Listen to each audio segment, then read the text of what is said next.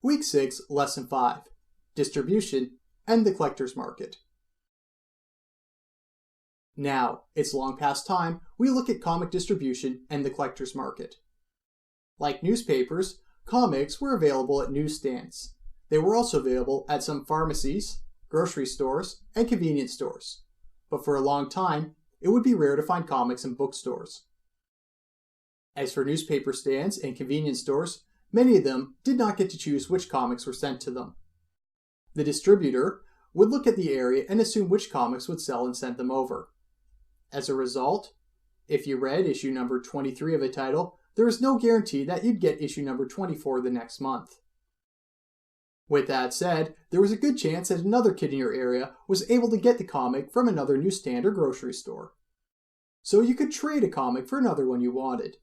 Children traded comics to each other, even if those comics were beat up, in order to get a complete story. Most comics were not kept in pristine condition, and that's because they were considered to be disposable entertainment. Comics were made with cheap materials, like dull ink and pulpy paper, which easily faded in the sun or became damaged by water. People treated them just a step above newspapers, where they might hold on to them, but didn't take good care of them or find them valuable. Because of this, parents were likely to throw them out. Many parents at the time found comics stupid and tossed them. Remember, comics had a reputation of being a kid's medium. When America entered World War II and the government asked for people's help to gather recycled paper, parents were more than willing to donate their children's comic book collections.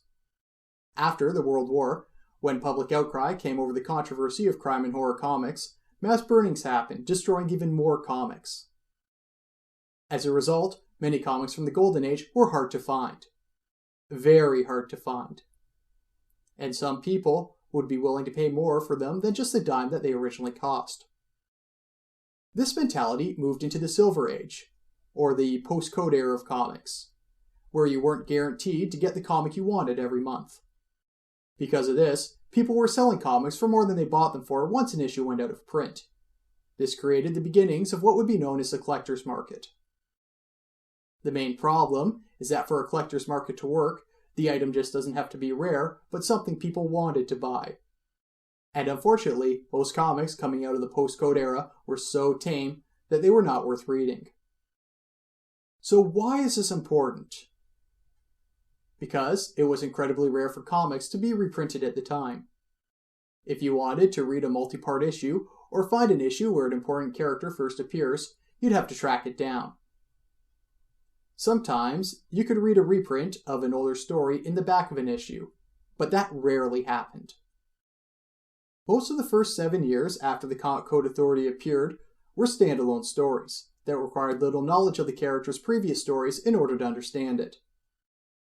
But the limits of how comics were being distributed, the limited reprints of their stories, and the limited availability of past comics led to readers to start to collect and hold on to individual issues.